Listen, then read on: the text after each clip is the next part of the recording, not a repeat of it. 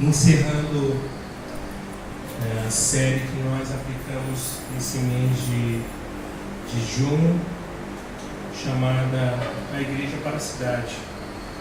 E eu creio que o Pai falou muito aos nossos corações, nos confrontou, Ele relembrou algumas coisas, outras Ele falou, talvez nós não sabíamos, ou se sabíamos, nós meio que fizemos vistas grossas, mas eu creio que foi uma das séries mais profundas e desafiadoras que ao longo desses 2 anos nós compartilhamos com os irmãos. Eu gostei muito, foi algo muito profundo.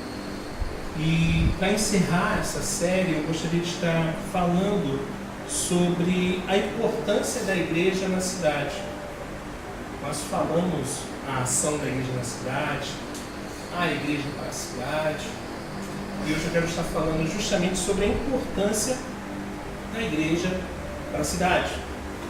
E aí eu quero iniciar essa exposição com a seguinte questão, com a seguinte pergunta: a cidade a qual você vive hoje, a cidade a qual você está inserida hoje, é aquilo de fato que o Pai deseja? Será que hoje eu, como cristão, como pequeno Cristo, inserido no contexto da cidade, inserido no contexto sociedade, seja como estudante, como trabalhador, como indivíduo, a cidade a qual eu estou, que eu vejo, é aquilo que deveria ser? Ao longo desse mês nós observamos e entendemos que a igreja ela precisa se levantar, a igreja ela precisa ser resposta no meio da falta de esperança, ela precisa vir com as boas novas, ela precisa tocar pessoas. E diante desse quadro a qual fomos apresentados, temos a resposta hoje para essa questão? A cidade que encontramos e que vemos, que observamos, é aquilo que deveria ser em Deus? Talvez não. Ou com certeza não. Porque muitas coisas nós, como igreja, estamos falhando. Como igreja, nós apenas ouvimos, mas pelo jeito ainda não colocamos em prática, e se não colocamos, estamos sendo negligentes. E se somos negligentes, estamos não realizando o comissionamento a qual o Pai nos chamou, e pregar o Evangelho. Estamos inseridos nessa cultura, estamos inseridos nessa sociedade. Então isso é uma problemática. As cidades ao longo da história, pela igreja, desde o período monástico, as igrejas, as cidades, elas têm sido esquecidas pela igreja desde o período monástico. E isso é muito ruim, sabe? Houve uma tendência dos cristãos de se retirarem das cidades porque as cidades eram um centro de pecaminosidade. Você sempre pode recordar em alguns momentos, talvez em períodos de festividades, para ser mais exato, no início de ano, quando ocorre o Carnaval, uma festa típica da nossa nação, do Brasil. É muito cômodo para a igreja se retirar com a desculpa de se fortalecer espiritualmente, de buscar recarregar as baterias, ou até mesmo descansar. E eu não estou criticando isso.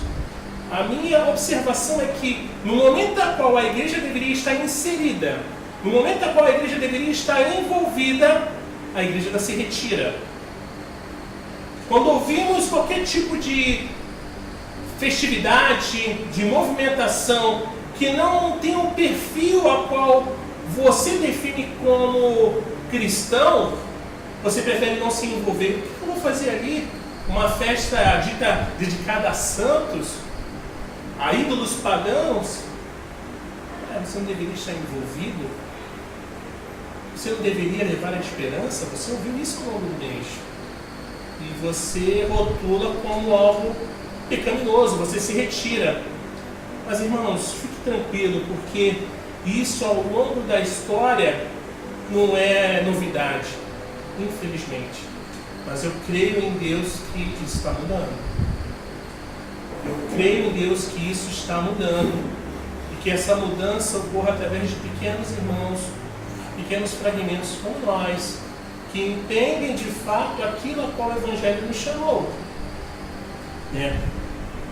Nós preferimos denominar as cidades como centros de devassidão, centros do pecado, a Las Vegas do pecado, aonde em cada esquina eu encontro o pecado me convidando a pecar. É muito fácil me retirar quando eu vejo o pecado, porque eu não quero ser resposta, eu não quero levar esperança. A igreja tem dado uma tônica muito forte durante o período, como eu disse aqui, de carnaval. Enquanto a cidade precisa mais do Evangelho, precisa conhecer as boas novas, a igreja se retira, para que não venha se misturar.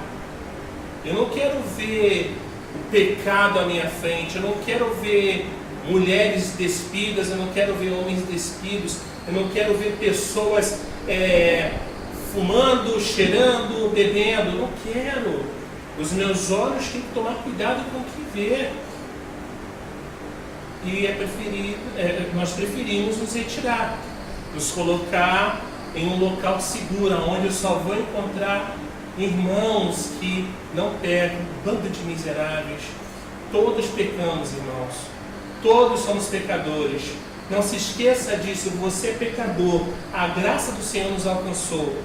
Você continua sendo um pecador, tá? Não queremos nos contaminar com as impurezas da cidade. Mas aí eu quero levantar para cada um de nós 4 questões, 4 perguntas que devemos trazer conosco. A primeira é: por que devemos alcançar a cidade? A segunda: o que precisamos saber sobre a cidade? A terceira: o que precisamos saber sobre a igreja na cidade? A quarta e última: como alcançar cidades? Você em algum momento já se fez alguma dessas 4 perguntas? Pelo menos uma.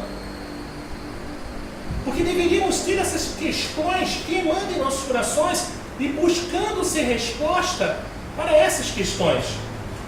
Por que devemos alcançar as cidades? A Bíblia, ela é uma história de uma cidade. Quando Deus, no mandato cultural, no Jardim do Éden, em que Ele criou o homem, coloca ele no contexto do jardim, depois cria a mulher, e depois diz para ambos: seja fecundos e multiplicai. Incrível isso.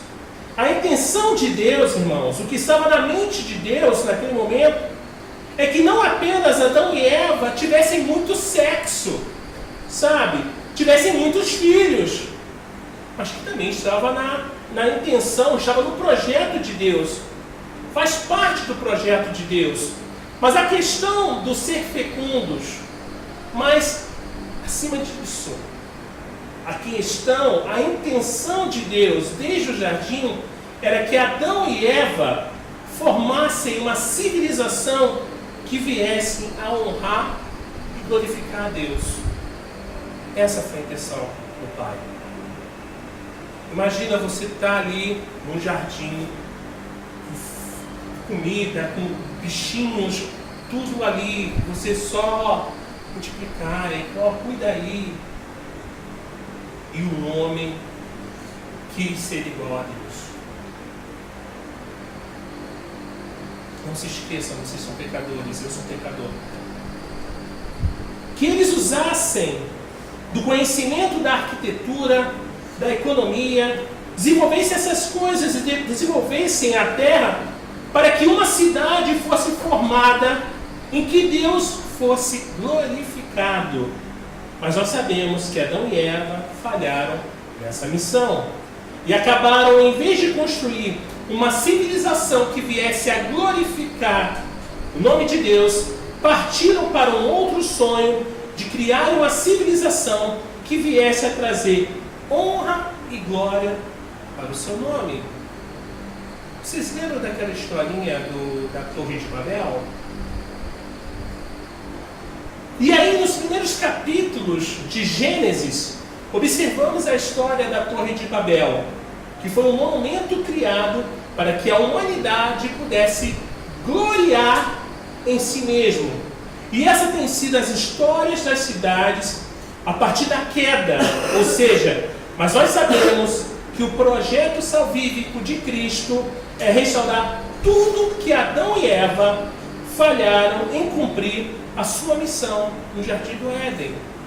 Cristo veio restaurar o projeto inicial. Aquilo que Adão e Eva falharam, deixa não. Jesus ele chega para tomar o projeto em que Adão e Eva não completaram. E a prova disso é o que vemos, abra sua Bíblia, no livro de Apocalipse, capítulo 21, vamos ler o verso de 1 ao 5. Quero terminar hoje essa série com esse texto. Apocalipse, capítulo 21, do verso 1 ao 5. Todos abriram, amém? Diz assim: então vi um novo céu e uma nova terra, pois o primeiro céu e a primeira terra tinham passado, e o mar já não existia. Vi a cidade santa, a Nova Jerusalém, que descia do céu, da parte de Deus, preparada como uma noiva adornada para o seu marido. Ouvi uma forte voz que vinha do trono e dizia: agora o tabernáculo de Deus está com os homens, com os quais ele vivera.